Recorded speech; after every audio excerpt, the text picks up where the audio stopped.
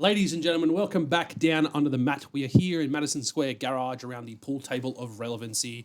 To my left is Mr. Dan Danielson. I'm Reece. We're back to a two-man podcast this week after having Josh special guesting for our AEW Revolution show. We're going to talk about all things professional wrestling, and we're kicking it off with one of the hottest topics this week. That's Seth Rollins and CM Punk cage match with the return of the Tribal Chief. Oh, yeah, okay.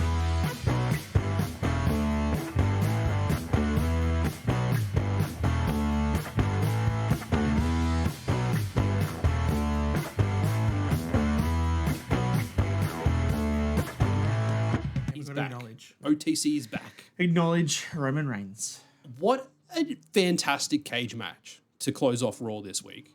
Mere, 48 hours? No, 24 hours after Ospreay versus Fletcher at Revolution. Yeah, I think that's a very key point to talk about to start with, right? Two very different cage matches as well. And two very good cage matches. And I think that both of them are pandered to their own audiences perfectly, absolutely. Right? I watched Bully Ray talk on Busted Open Radio about how much he loved the WWE one, the Seth and Punk one, because it was a very traditional style cage match. It was two guys with a grudge and a feud, and you know how you stop that feud because you don't get interference and stuff. You put them in a cage, and then they're locked in and they have to deal with their issues until something is done. Yeah, and the psychology of the match where they were beating each other up and then they'd open the door and be like, go on, get out. Losers way out. The weak way to get out, just step out the door. Just go. You can do it. And neither of them wanted to because they wanted to beat the shit out of the other person. Yeah. And that makes such a strong story within the cage. And that makes the cage itself an extra character in that match. Absolutely. Whereas you look at what AEW did, and this is not a gripe on that match. That match between Ospreay and Fletcher was brilliant.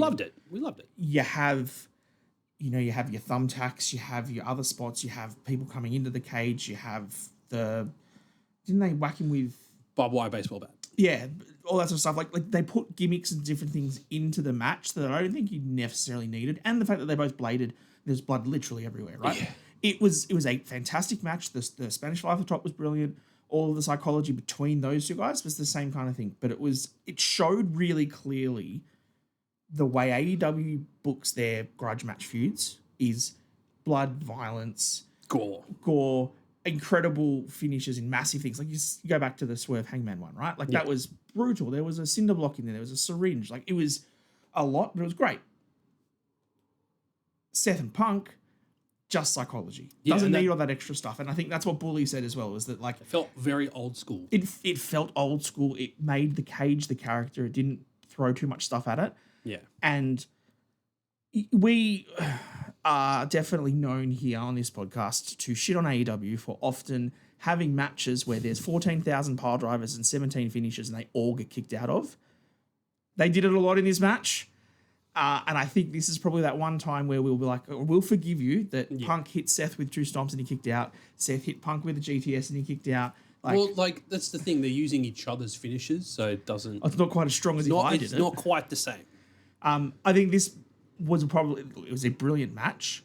The story was incredible. The finish might have annoyed a few, but I think it's obviously leads the feud to WrestleMania. Yeah, and I think that was the key point because we had the three of them interact. Well, spoilers, fucking Roman Reigns back.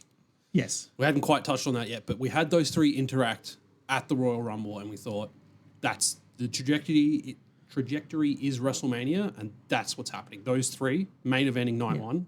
I'm still sticking with that. The point to that though, right? And this is kind of why I'm glad that this happened. Was everyone was kind of like, look, I can see Roman and Seth. Yeah. Right? They've got 10 years of feud from the Shield.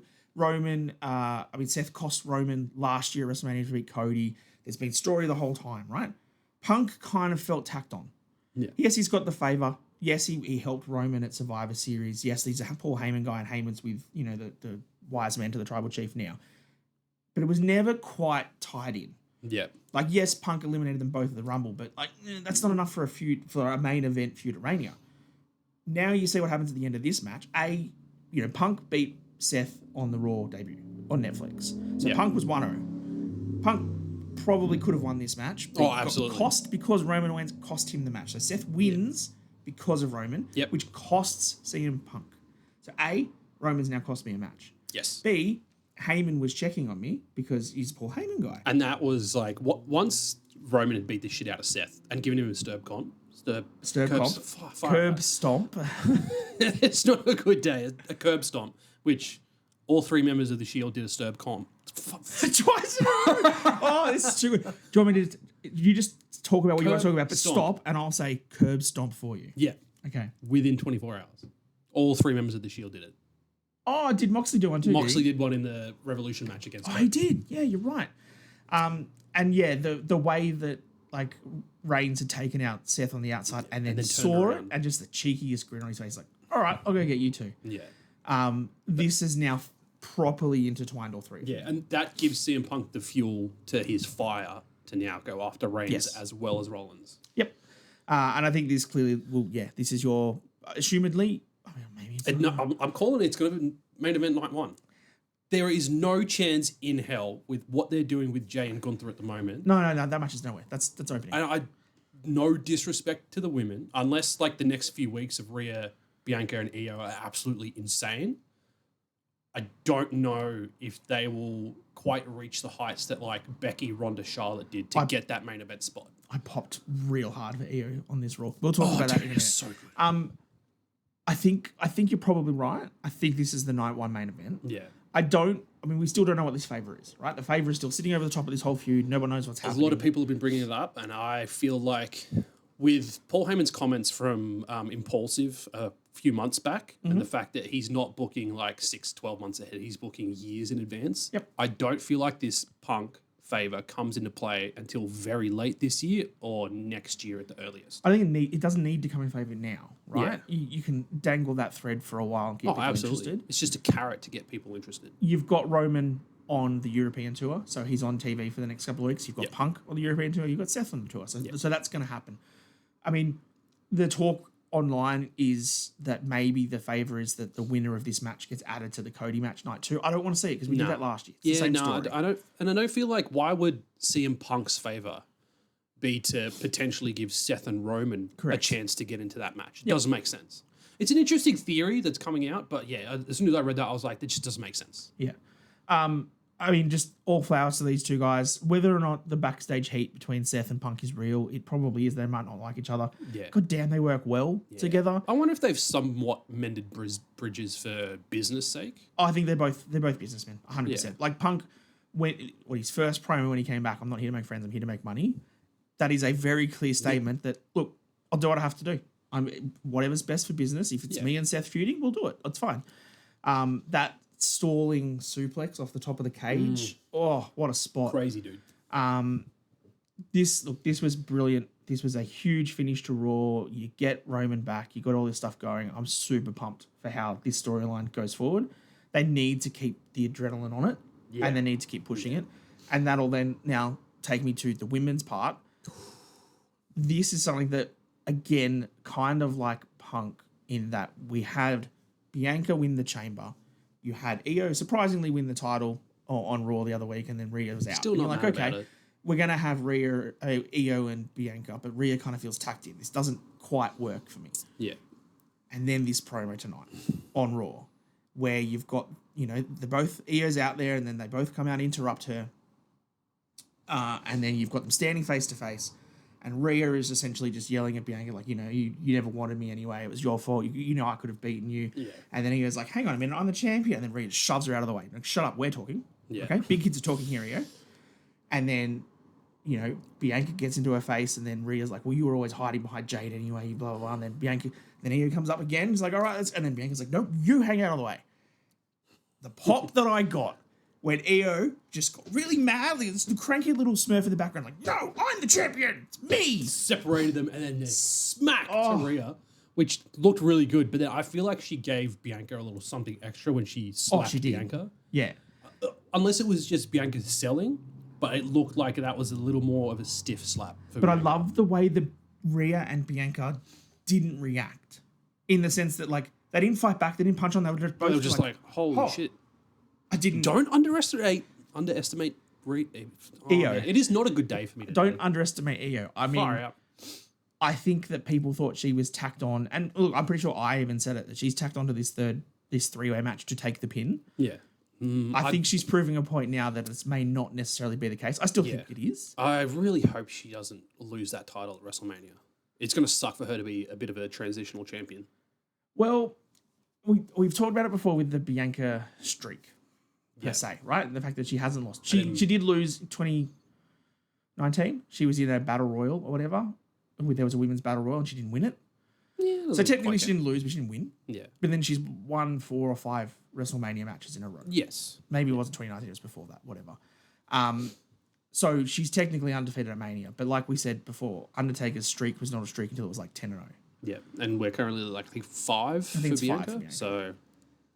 So Can she lose? Maybe. Yeah, don't bet on that too much to try and get in favour with Bianca winning, I think. I mean, and if Io does win, if Io pins Rhea, Bianca doesn't take the pinfall loss. So then she continues saying, well, I never actually lost at WrestleMania. And then you can continue that after Mania. Correct. Because if Io dethroned Rhea and then pins her again at Mania, I feel like between those two, like that's it. That settles it. Mm-hmm. Rhea can move on to something else. And I think Rhea then needs to then get a little bit mad and go a bit more, like she was kind of showing on that promo. Just go destroy Lyra and take the women's Intercontinental title. Just destroy everyone. I think that's what this Intercontinental title needs for the women's division. A credible threat to take that title and be like, this is mine. Come get it if you think you can.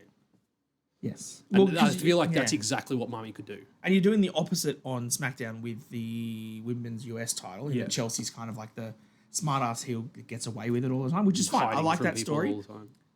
Have separate stories for the titles, and I think that works. Yeah. I agree. That's a good. I don't think Lyra's quite at the moment because they haven't really done much until the last couple of weeks for her championship reign. Yeah, and then now you've got the Ivy Nile feud. Raquel getting the number 1 contenders. Yeah, that doesn't make sense to me at all. Where's the logic in that? I don't understand. Unless I completely misheard, but I swear to God that was a number 1 contenders match for the women's IC. Against Bayley. Yeah, I don't know why. Touch on something else from Raw before we move on to some other stuff. Yeah. There was a really fun tornado tag match between the New Day and LWO.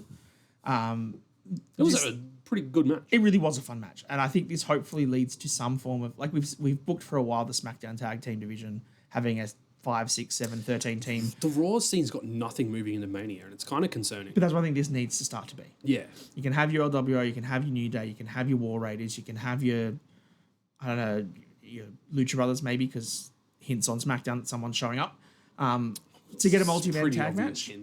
Oh, very much. But I think that's maybe what you can work towards WrestleMania is having that kind of a feud. Because I think Rey Mysterio is too good not to be on Mania. Yeah. I think the New Day with their heel turn are too good to not be on Mania. Yep. And I think the War Raiders have done enough so far with their tag titles that they deserve to have a match of some variety, whether they lose or win, just to be on Mania. Put both tag titles in ladder matches on each night. Boom, done. Yeah, I'm all for that. Why not? But the key point of this was the interference finish at the end, where someone popped out of the crowd in a black jeans and black hoodie. Like we've said, we will do it at Perth when they come back. We'll do the same thing. Yeah, because it seems to work every time. Like they never absolutely. stop. They always get to the ring. Just this time we were wearing a lucha mask as well, which is crazy. American-made lucha mask. And WWE have now trademarked Grande Americano. Wonder what that means.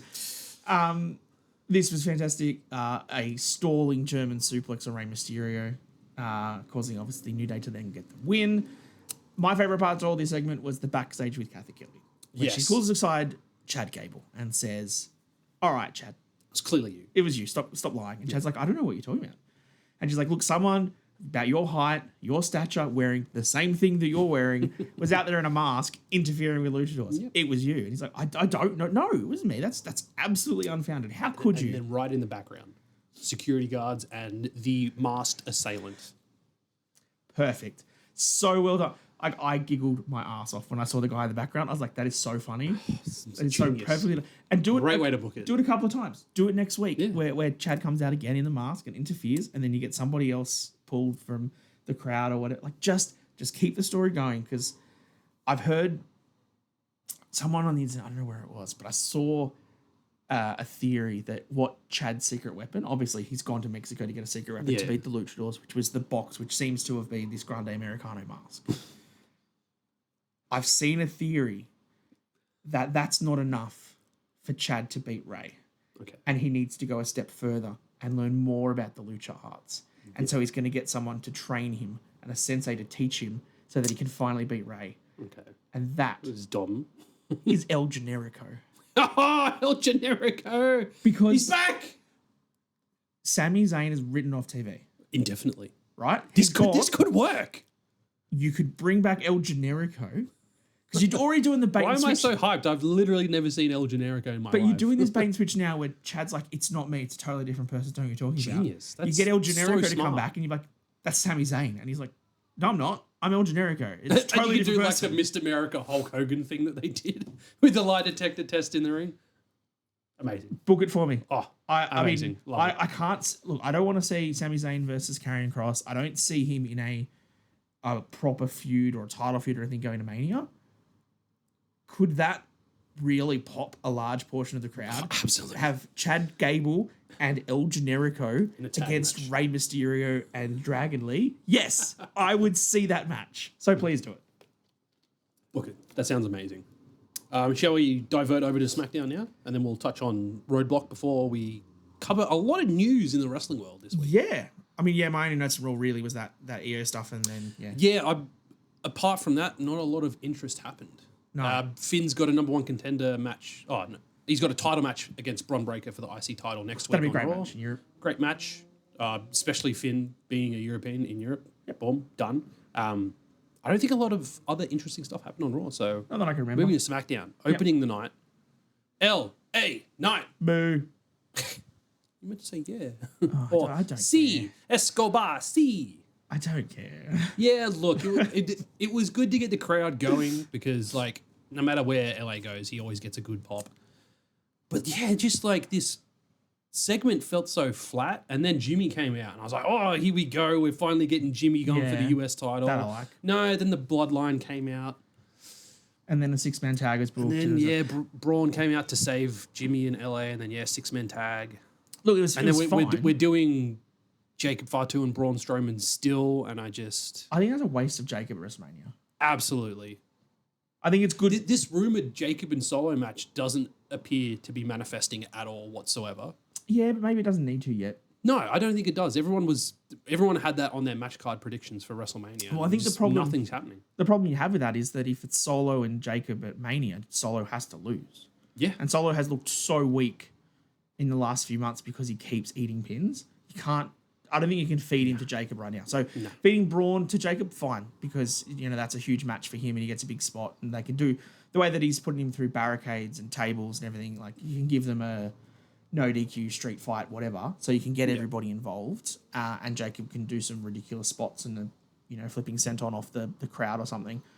That's fine, but like I'm not overly invested in it. But it's fine. I get it. I get why you need to do it.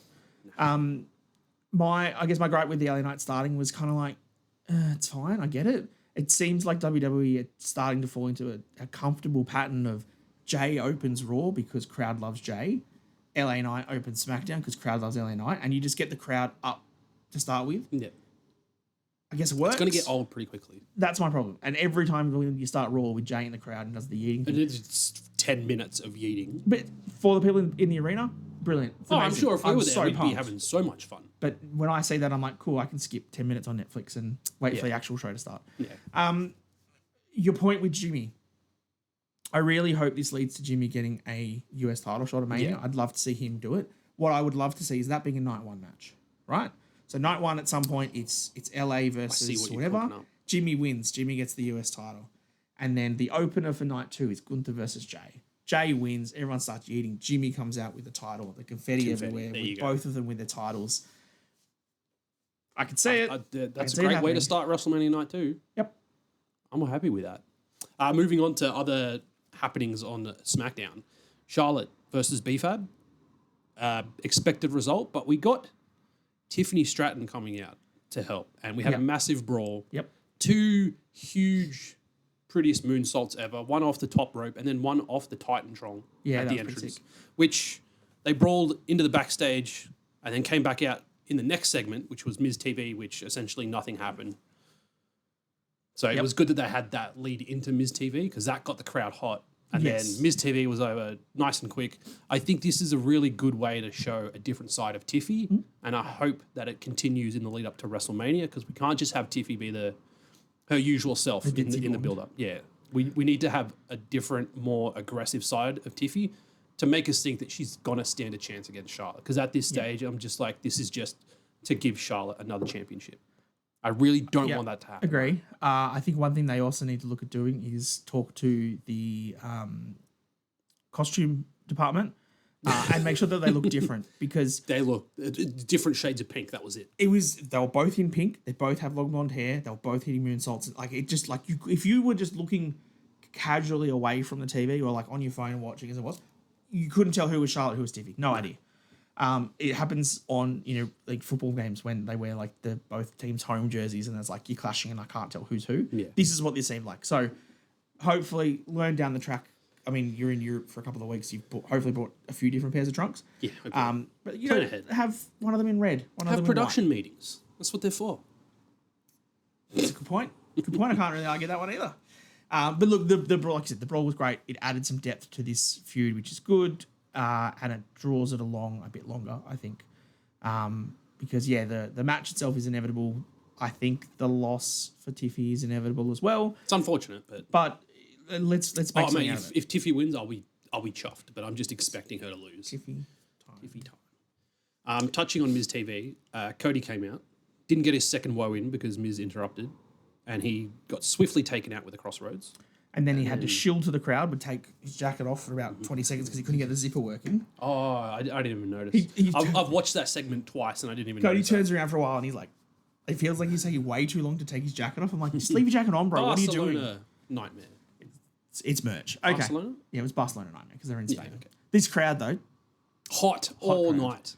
night. Loved it. I love the fact that they're doing these European tours. I hope every city backs it up and does it the whole way through, which I think they will. This is going to be a great lead up to WrestleMania. Them singing Randy Orton's theme as he walked out, superb.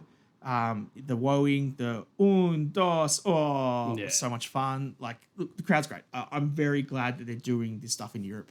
I want to touch on a point about this European tour, and I haven't done all of the research for it, but I'm just going to put my opinion out there because that's what I do because I'm on a podcast and I'm allowed to. So that's why I have the microphone. WWE have released European football championships. Yeah? Get me that Man United belt, but not for 1,000 Australian dollars. Are you kidding me? Is that how much they're costing? Yeah. Are you kidding me? $1,000 for a football title, not even a real WWE championship. 13 title belts they've released for all of the European clubs because obviously they're doing this European tour, right?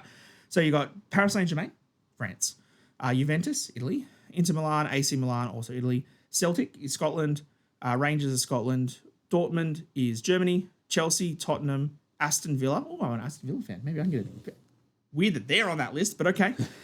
West Ham United, Manchester City are all English clubs. You should tell Vinny to get a title and wear it to Slam. Well, he's a West Ham guy, so I assume he is anyway. I mean, Drew McIntyre put out a funny tweet saying this is the closest Tottenham will ever get to a title, which is hilarious, Drew. I love that But banter. also the fact that he's a Rangers fan, it applies for them as well. Probably. The point that I make here, and what I want to make here, is that some people online have come out and said, why'd you pick these 13 clubs? This is stupid. Like, why would you have these football teams to have it? And why would you have not Newcastle or something? Why would you have a Man City belt? Everybody in Europe knows Man City doesn't have any fans. Obviously they do because... Well, they don't, right? It's globally known. Like, they're kind of like... Then why did WWE do the Man City? Do you want me to tell you exactly why? Do you know who owns Man City? No. Saudi Oil. Do you know why WWE has a partnership with Saudi Arabia? I connect the dots now. Oil. Yeah, correct. Oil. So it's all of the people in Saudi. Do you know who owns most of these clubs? Like, not Tottenham, no, but like West Ham and Newcastle was the one I thought would be on here because Newcastle was also owned by the Saudis. But the whole point of them putting Man City and stuff in there is A, they're the biggest clubs in Europe. They're in the Champions League and stuff all the time. But B, they're owned by Saudi. And so WWE has a partnership with Saudi. So if one of the sheiks over there is like, hey, give us these belts. I like soccer. Aye, Captain. I want a title for Manchester City. WWE is like, sure. I really like the center plate for those belts too, and the fact that it's got the soccer ball print on it. It looks really nice. And it's and this is a gripe at Europeans, or specifically English people, because I've seen mostly from them. Their top clubs at the moment for this year is like Liverpool and Arsenal. They're not on there. Why do they not have the things? Cry about it, as Liv would say. Yeah, it's purely a marketing thing. I mean, the thing with the NFL, they did it with every club. Yeah, because they're American. See the point? It's just think logically for a second. I saw someone comment. Someone posted it in one of the Australian wrestling communities on Facebook. Yeah. And they said, "Oh, do you reckon we'll get NRL or AFL ones when they come to Australia?" No. Oh, dude, I would buy a Raiders belt so fast. Oh, absolutely. But there's not a chance in hell. There's zero chance in hell. There's not enough of a big market. They could do an Australian belt. Yes. You could do a WWE Australia title. Do we invest and get a... They do, for sure. 100%, absolutely. Because they're doing that at a lot of shows now. You get the event belt. Yeah. Do we get the next event belt if they do one for Australia? I got the mini one from Elimination Chamber. Are they going to do a bigger one? If they do, we're in. 50-50 Harsies, we do it. And I'll rope Annie in as well. Deal. All right, so thirdsies. Even better for me. But yeah, that was my gripe to complain about these belts is shut up and just buy them. Yeah. Cody then went on to, deviating back to SmackDown, Cody went on to say, I don't want to talk to anyone unless his name is John Cena. I'll see you on Monday Night Raw next week. It's also John Cena Jr. because John Cena Sr. is not going to be there. John Cena. That was kind of funny. A little bit of a funny. It's kind of funny fuck up. But yeah, look, cool. Couple of teasers we got on SmackDown. Which is... One of them, it's the most obvious one, so we'll touch on that first. Oh, yes. Was a luchador. Walking on the ropes. Symbol, walking on the ropes, the hand symbol. It's Rey Fenix. He's coming. Whether it's to SmackDown or Raw, who knows? WWE already tentatively have plans to reunite the Lucha Brothers. Yes. I've seen that it's going to be before WrestleMania, so it's going to be interesting to see if they just show this vignette on every show leading up to his debut, or whether it's just going to be SmackDown, because then that'll raise the question, Penta's on Raw, what are you doing? But we've got the draft after WrestleMania, so it's not going to be for too long, so... see what happens on that front. Yeah, I think we both said that Penta's done such a good run as a solo that he kind of deserves a solo match at Mania this year, the way that he's been brought in. So I don't really want to see him necessarily move straight to Phoenix as a tag match. But if you're going to say that Penta has a match against Kaiser or something in a no anything match for anything, would I prefer him to have that or put him in a tag match for the tag titles? I prefer him to have the tag titles. It really depends. If he's not going to be in that IC title picture, then get the Lucha Bros back together. The other tease that little less obvious, but a lot of people are clicking onto the same conclusion. Smoke comes up on the screen and then a 4 flashes. And you hear footsteps in the background. And it's because they're partnering with Marvel for the Fantastic Four movie that's coming out in July this year. It's the Thing. It's the Thing is going to enter the WrestleMania and win the United States title. No, it's not. Aleister Black or Malachi Black, depends what he comes back as. You assume he comes back as Malachi. Well, they had Sean Spears come back. Ricky Maybe Saints. they just go, it really depends on the whole trademarking situation. Yeah. Don't know. Anyway, he's going to be back. A lot of people, what significance does the 4 have? Is it 4 days? Is it 4 weeks? I kind of theorize that it's going to be the vignettes on the next 4 shows. So SmackDown was 4, next Raw is going to be 3, NXT is going to be 2, SmackDown next week is going to be 1.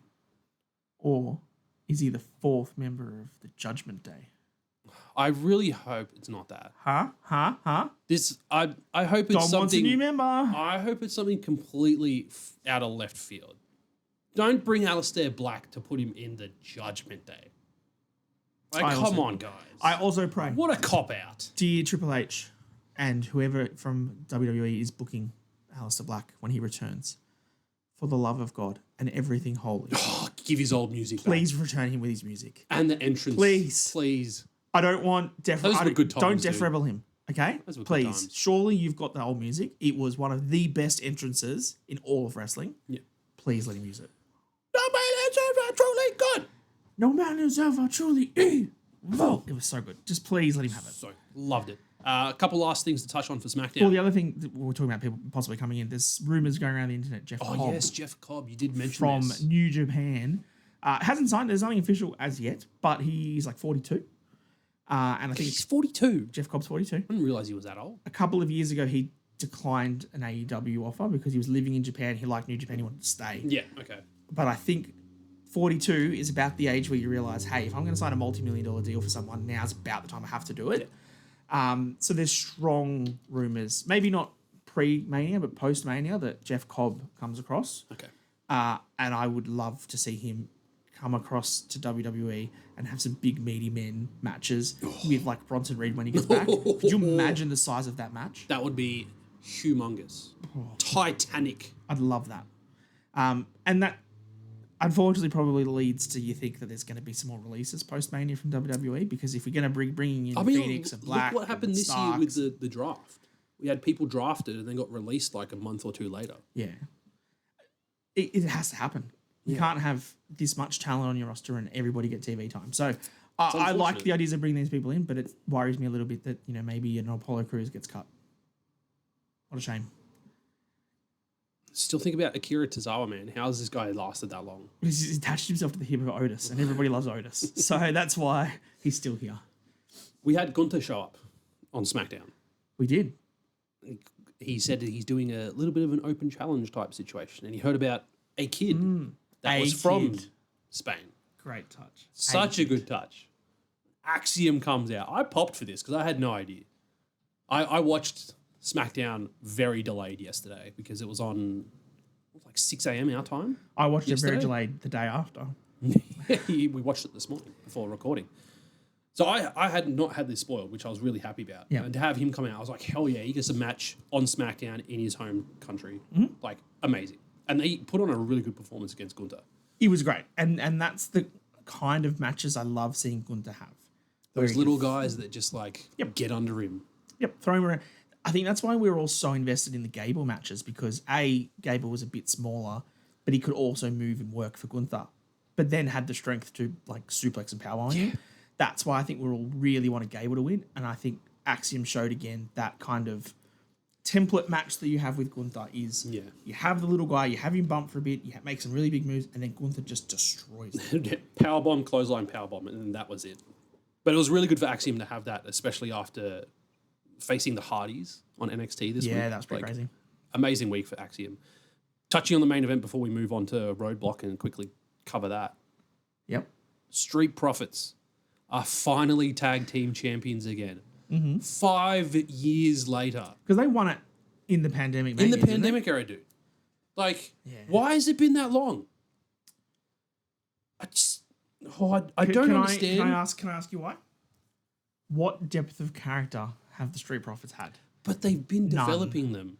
They've had nothing. And changing their characters. Like when they went with Bobby Lashley, there was potential there, and then they released Bobby. But then they did nothing. And then like they had so many different instances where they could have pulled the trigger. But all they've ever been for years is we want the smoke and we've got party cups. And they still are. They're just more angry about it. Yeah. And look, in ring, I think they're super talented. I'm really keen to see what matches and stuff they can put on. But yes, they need to. I swear to God, if they drop the fucking titles at WrestleMania, I'm coming for you, Triple H. I'm coming for you. I can drop them, I don't care. I think the tag division, man, you need to drop the titles all the time. The way that you can elevate the tag team division is you give more people title runs, so you can say more ex-champions, and you can put more, like, the War Raiders have been good, but when you go 3-4 weeks without defending those belts, no one cares. But if you're defending them each week and then they're on TV all the time, and then someone wins them and someone loses them and someone wins them back, then it's like, look at the depth of the feud for those titles. You go back to New Day and Usos, right? 7-match series and stuff like that. That put investment in the tag scene. Right now, you've got, I guess, the starting steps for that investment with your Pretty Deadly and your Los Garza, and you've got Street Profits and your DIY, and you've got Nick Aldis's board of, his Penta board. But you need to put something. You need to give me some depth to the Street Profits. Give me something more than them just being now angry. Yeah, it's going to be really interesting to see how they go with the tag title match next week on SmackDown now. With Pretty Deadly. Yeah, Pretty Deadly versus Street Profits. Not something we thought that we'd see. And, I mean, DIY had characters put in because they had the word, we're going to split. Oh, no, Johnny was just riling everybody in, so they had story to it. You've got Pretty Deadly with everything they've been doing, trying to help them out and then not help them out, and then the whole Pretty Deadly the musical. There's been depth to them. Is this the point next week where we get all 5 teams involved in that brawl? Oh, yeah, maybe. Because then, like, at that point next week, we're about 4 weeks away. We're a month from away WrestleMania. now. So Yeah. And then do you just have 3 weeks of number one contenders matches and all of them somehow shoddily finishing? And then at the end of it, Nick Aldis is like, fine, all of you in one match. Yeah. And that's how we do it. I assume that's how it happens. Yeah, probably, but Good for Street Profits. I think they talented enough that they deserve the titles, but please do something with them as characters and actually put something behind them in this feud. Let's quickly touch on NXT Roadblock, which happened this week. Kicking off the show, Fraxium versus the Hardys. Now, I know I've given the Hardys a lot of shit in recent times, But when this happens, you get going, mate. You just Hardys back in WWE in Madison Square Garden, like amazing. New merch, WWE merch for them as well. You can go buy a Hardy shirt. How good is that? Great match from these two. Yep. Great big spots. There was one at the very start of the match where Fraxium was on top. We had a tope suicida from Fraxium, then Nathan Fraser, and then Fraxium came back in the ring. Axiom. No, both of them. Oh, because Fraxium and then went out, and then Fraser went out. Well, yeah, like they both came back in, and then like one did a top rope flip, and then Axiom got on the turnbuckle and did a moonsault to take out the Hardys. Like great spots, and then like they've been doing a lot lately, towards the end of the match, Fraxium and their tension, a little bit of miscommunication. Matt threw Nathan into the path of Fraxium doing the dropkick, or what's his finisher? The golden... I don't know what it's called. Golden something. Ratio. The golden ratio. Hits Fraser. The Hardys capitalise and they retain their TNA Tag Team Championships. With a Swanton Bomb. Swanton Bomb combo. Look. I also like the plot twist that they're doing now. The Twist of Fate into the neck breaker combo. Yeah. That's a really sick tag team move. Look, I think the Hardys are fine now. I think they know what they're doing. I think that there was a period a little while ago where they were still trying to be their old selves. Yeah, and it just wasn't working. Maybe that's not what we are. Yeah. Maybe we need to readjust what we do, and they've now hit their groove. Yeah, they've hit their groove, absolutely. Next, we had Roxanne versus Jordan. Amazing match. Great storytelling with this match because Roxanne was working the knee the entire match.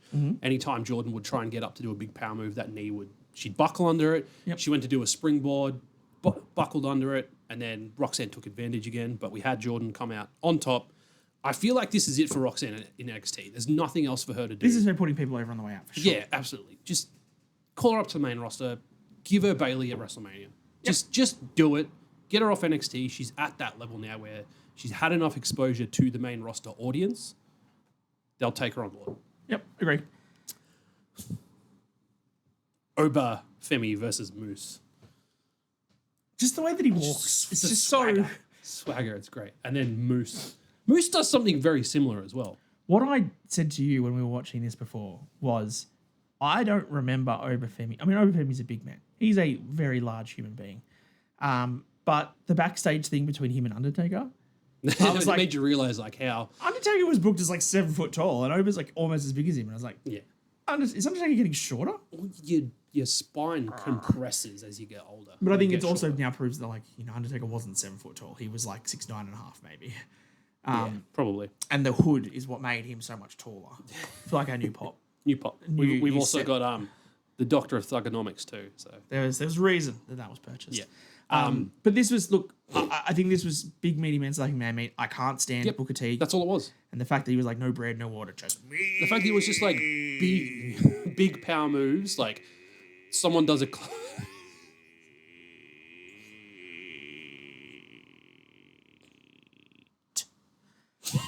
I'm going to fucking clip that. I hate Booker T, man. It's just like big men doing clotheslines. The other one's just like, yeah, come on, do it again. Come on. Just like big, meaty men slapping man meat. That's all this match was. That's all that was needed. There was a big spot where Moose put Oba through the table on the outside, but Oba came back, retained his NXT championship, and then we move on to the street fight between Ethan Page and Juwan Evans, which, great street fight. A couple of really good RKO spots from Mr. Bouncy himself, Juwan Evans. He gets a lot of air, man. Like, he gets a lot of air, and he's very quick and agile too. I'll give credit to Montez Ford. The frog splash he won the titles with on SmackDown was one of the highest, most perfectly executed frog splashes I've seen. So He good. can jump so well. And when in that match, all he kept doing was like jumps over the top rope. Effortless. Absolutely effortless from him. And that is kind of how Javon looks to me. When Javon just gets up to the top rope and then just launches, he's on the other side of the ring. Yeah. And it's not like he's even trying to do it. He's just so athletic with it. He is crazy to watch for that. And I'm really sad that when he had that match with Randy Orton last year, they botched the RKO spot. Because that could have been viral forever. Oh, look. Win some, you lose some. Javon would go on to win this match. He would. He hit a really good RKO spot from the outside. Like jumping over the top rope, RKO through the table that was placed outside. Hit one, couldn't pin Ethan, put the chair over his head, and Did then the Cody Cutter. Yeah. Crazy. Off the second rope. Yeah. Onto it's the chair. Essentially. Oh. Looked so good. Great way to win a Great match. sell. Again, I think this is Ethan Page putting people over on his way out. Yes. That was my thought as well. Because like, he's under interaction with The Rock. I'm sure Rock's just going to go push him up. Yep. Main event time. Does Ricky Saints was He had a beefing with him? backstage thing. That could be your stand and deliver match. Oh, Ethan. And Ricky. Yeah, because I think Ricky Saints has Ridge next week. Yes. So hopefully Ricky wins that. Ethan gets involved. And hopefully Ridge because doesn't they injure had a little confrontation, which is hilarious because I didn't hear that. I said hopefully Ridge doesn't injure him. It's really funny because Ethan's like, yeah, NXT doesn't welcome outsiders like you, Ricky. Oh, which is funny because he was an outsider. Yeah, he's an outsider. It's hilarious. Hilarious. The main event, Stephanie versus Julia. Fantastic match. I don't know why we're doing the hands. You must watch this match if you have not. The whole match, just spectacular. Stephanie is the double champ. We called this. The rumors online were true. Yes, Julia needs some time off to recoup. I've also heard part of it is also visa issues. Oh, that'd be rough. So not that like she doesn't have it, but like she's only got a set amount of work she can do, and I think she might have already hit that limit already. Possibly. Unsubstantiated rumors, but that's what I've seen. I think maybe it was from the Wrestling Observer, but all the talk was that she had a minor injury that she had to deal with, and that's why she was going to take time off, which is why they had to quickly shift it to Stephanie. Yeah. And then if you throw in the visa stuff, that all makes total sense.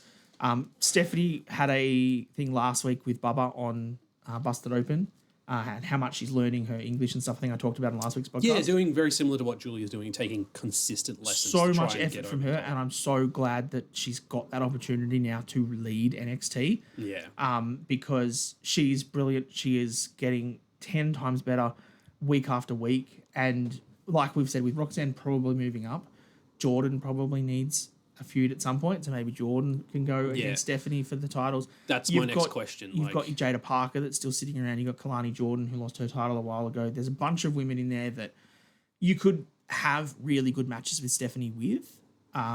So I think that it opens it up for probably a good couple of month run, and then Julia comes back and either go straight to the main card, which I wouldn't be against, or comes straight back and takes her NXT title. My next question was going to be, what does Stephanie do for stand and deliver? But I just came up with an interesting idea. Please. Prospect. So she's a double champ now. She is. She has 2 matches. She gets the no. Oh, Hold on. okay. She is the main event. I don't care who you want to put in that match. It is a triple threat. You don't care who. What if it was... I haven't thought that far ahead yet. That's why I'm saying it. I'm trying to think of someone that you would care would be in the match. Jordan. Wendy Chu and Fallon Henley. Jordan. No. But what if No. it was Stephanie against Wendy Chu and Fallon Henley? Don't care. Could that still be the main event? No. So you do care who's in the match? No, because I haven't thought that far ahead. Here's my idea. She's got both belts. Have the match be 2 falls. 2 out of 3 1 falls. fall. No. Not 2 out of 3 falls. Oh, just 2 falls. 2 falls. First fall is... First fall is for the Women's North American. Second fall is for the Women's Championship. And you've got 3 people in there. I think it's a dumb idea. I hate it. Fuck you, dude. I'd hate the fact that your WWE NXT Women's Championship match is tarnished by what's already happened in a pinfall. Like you defending the premier title Well, like she could can be keep because the- you've already had your ass kicked in the first match, dropped 1 title to it, and then they just roll you up for the second. That to me doesn't make sense. It's just an idea, Daniel. I'm Something different. Sorry. You know? Something new to see on our TV screen. Maybe we do it in that stupid the timeout box challenge thing match that they do in NXT. You know, the one where they all, there's like 5 people in there and you all get a pinfall and you get a point for it, and then you go in the box when you've been pinned. And Iron Survivor. that's the word, Iron Survivor. Do that. That's all the wrestling for this week. I'm going to hand over to you because you've got the notes for all the newsworthy stuff that we will discuss. And there has been a lot of news to talk about this week. So Yes. kick it off, Dan. Well, let's roll through it because there's a bunch of things. So you're going to have to do some stuff for me. The first point I've got in the news is that this was Lillian Garcia's last full-time SmackDown. Yes. So going to be interesting to see what her schedule is going to be moving forward. Well, I think she said she's still going to do the Saturday Night main events, which is good Okay. because she's obviously the more legacy/historical ring announcer. Makes sense. Does that mean we get Mike Rome back up? Don't know. Rowe? Mike Rome. Rome. Yeah. But she's also going to do that, and she's also going to do the singing for things. So like when they do the national anthems and stuff. Oh, good. Oh, So you know that like Pat McAfee's going to love good times, that. man. Good times. Do you reckon they're doing the American national anthem over in Europe? They're doing the European tour? They're probably not. They did it in Canada though. Didn't like that. Well, yeah. I think pay-per-views, premium live events, they do it. But for weekly things, surely they wouldn't do the national anthem every episode of Raw and SmackDown. I don't think they should do it at all, but that's just me. Indy Hartwell has been released. Obviously, we knew that from a while ago. She's now started to do some more independent shows. Yes. She was very out here impressive. in Australia last week. Last week. And This week. last weekend. No, it wasn't. Whatever. She was at Renegades of Wrestling in Melbourne, Yes. and she beat Aisha for the women's title down there. So she's now the women's champion for Renegades We're going of to have to Wrestling, get down to a Renegades of Wrestling event. which is pretty exciting for Indy. And next weekend, she actually goes to House of Glory and faces Mercedes Moné. That's pretty huge. That's a big match for her. Yes. So that's really good to see that she's staying on top of bookings and stuff, and staying around the scene. I think I also saw Duke, who now just goes by Duke, not Duke Hudson. He's got a booking in early April on some independent shows in America. Yep. He's also been doing really fun vignettes With Slex. with Slex online on his Instagram. Watch those because Duke's doing really good with that. I'm a Yeah. big fan of what he's trying to get himself over and keep himself relevant, which is great. I've already raged about the titles. Grande America we talked about. The online stuff. So a lot of the articles and news venues and stuff catch on to people leaving WWE or AEW because they're dropped from the online roster and stuff. One thing that they've dropped from the online roster this week has been the names. So Yes, it's no thank longer God. Seth freaking Rollins Just Seth Rollins. and Big Bronson Reed Just Bronson Reed. and Dirty Dominic Mysterio. Just Dominic Mysterio. I don't mind, and I think Look, Seth. if you still want to use it, that's fine. It doesn't Yes. have to be in their title, in their label. Yep, and I think their Seth very even name. said this on the CBV interview when he had the podcast with him. He was like, When "I you're don't, dropping it. I don't mind being called Seth freaking Rollins. Like if I come out and it's Seth freaking Rollins, Yeah. but then he doesn't need Michael Cole saying Seth freaking Rollins just hit a pedigree. Seth freaking Rollins, stop Yeah, it. You it's don't too have much. to. It's just Seth. Okay, you just call me Seth. You just call me my name. So yeah, I don't mind it when it's used as a a term for them. So it's Bronson Reed, it's big Bronson Reed. Look how big he is. Yeah. But not everything has to be big Bronson Reed. So that's, to me, good move. Good move from the WWE to drop that as a factored in part of the gimmick. Two thumbs up. Chris Bay.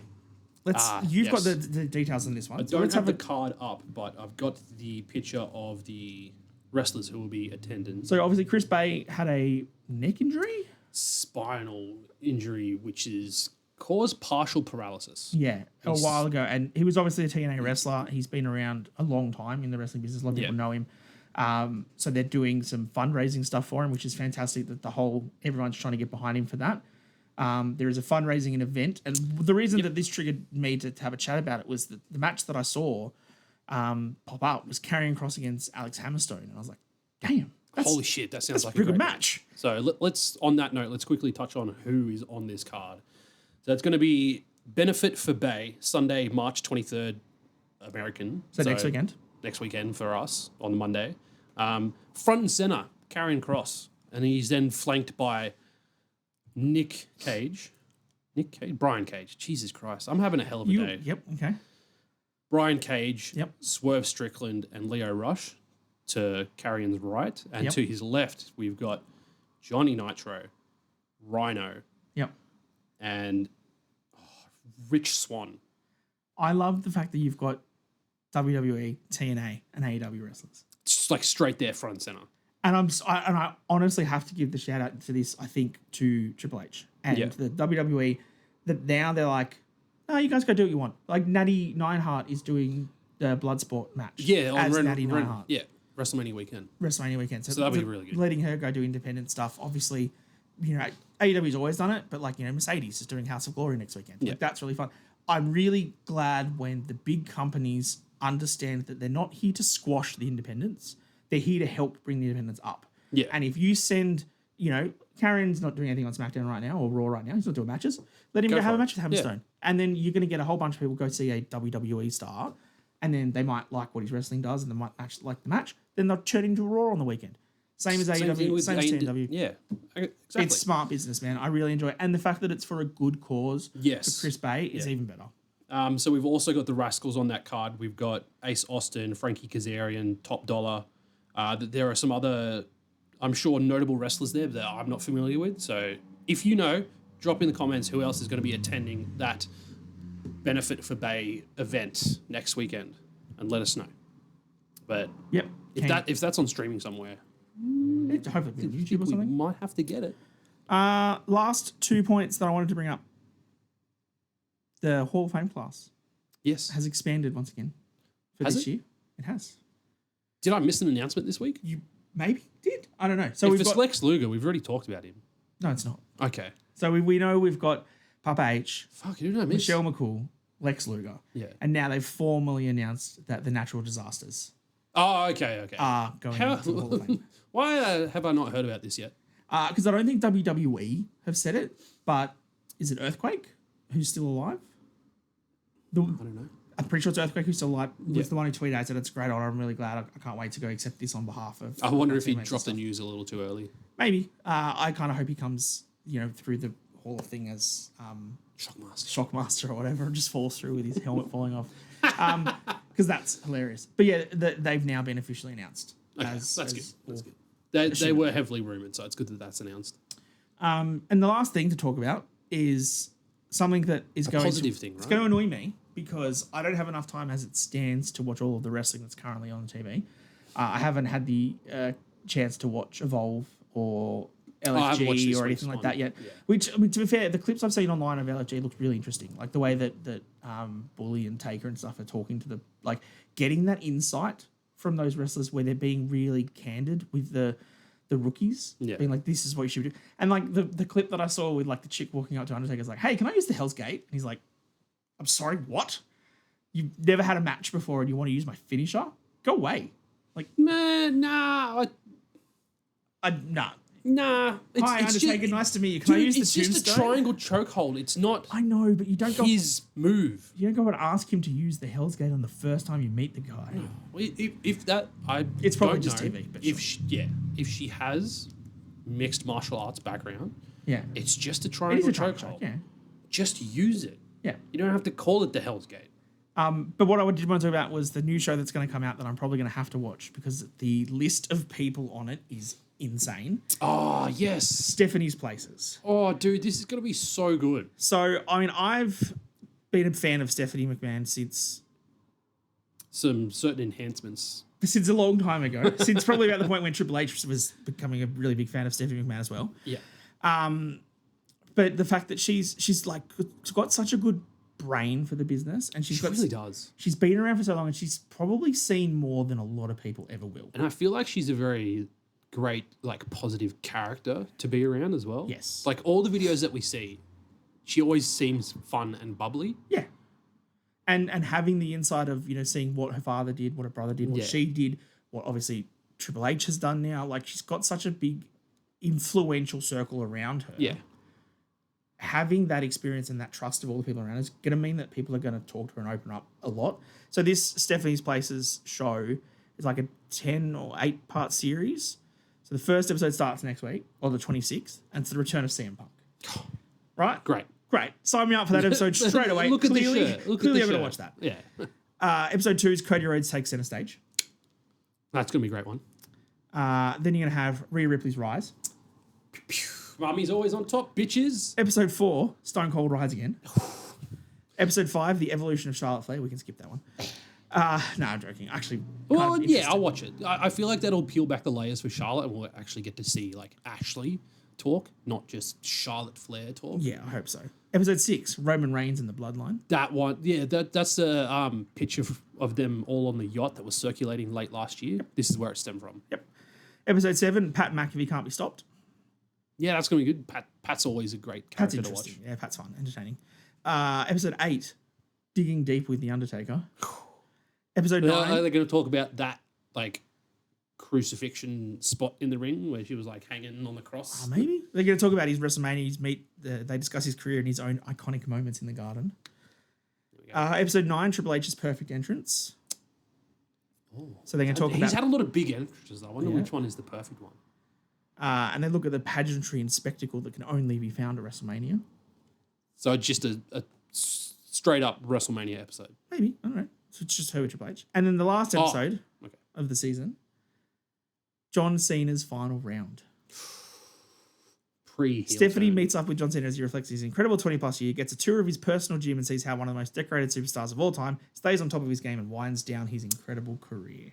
Okay. That list of 10 people... Oh, I'm keen for every single one. Amazing. So I would love to hopefully have the time to watch that and put those aside. Because, I mean, I watch a whole bunch of podcasts because what I really enjoy from wrestling, as much as I love the in-ring, acrobatics and stuff, I love the stories. I love the people. Yeah. I love watching CVV because he gets to talk to AJ Styles for an hour and 45 minutes. There's been some good CVV episodes out recently. Will Ospreay. Yep. JD McDonough. One with Kathy Kelly that I need to watch. I don't know if that's recent or if that's it's dated. An older one, I think. But I saw a clip today and I was like, oh, that sounds pretty interesting. Even Hot Ones with Liv and Dom that's going to be on. I'll have to watch that. I love all this backstage stuff, man. But I love that side. I love the human side of the wrestlers. I love seeing them. Just seeing the people as people. This series, I think, is going to hopefully open our eyes to some of that. Because the point we've made on this podcast before is, old boy Reece over here wasn't a huge, big Cody crybaby. He hated it. Watch the Cody doco and all of a sudden it's like, actually, you know what? Cody's pretty good. Kind of get it. These docos and this stuff does it. So and this is what changes your opinions about people. Because I remember watching, and I've said it several times on the podcast before John Cena was on Total Divas and I got to see more of John Cena's side outside of wrestling. I was one of those Cena sucks guys. Yeah. And once I started getting to see how he functions outside of the wrestling world, that's when I got my respect for him. And that's where I changed my thoughts. So agree. If you hate someone, you could watch this and be like, hey, maybe they're not so bad after all. And if you hate Reece, jump into our Discord and have a chat to him and tell him why you hate him. So I dare the fool to come at me in our Discord. Link below for our Discord or even on our TikTok. Reece is very popular on there as well. Yep. So go on there. Sign up for Instagram as well, managed by both of us, so you never know who you're going to talk to. Most of Reece. Yeah, I try to be very tardy with our responses. Yeah, that's it. All right, that's it. Yep, that's all we're going to talk about. Cannot wait for the next week in professional wrestling, all around Europe for WWE, leading to Stand and Deliver on NXT, and then we are going to be having a month away from Mania. Yeah, AEW International Title Tournament is coming to a close very shortly. Yeah, Dynasty. For the Kenny Omega match at Wrestle Dynasty, or is it just Dynasty? Just Dynasty. Yes, and Dynasty. Hopefully it's the debuting Speedball Mike Bailey. Hopefully he gets a match. Yeah, I think that makes the most sense. Thank you for tuning in. This has been Down Under the Mat. And we will see you next time. Too sweet.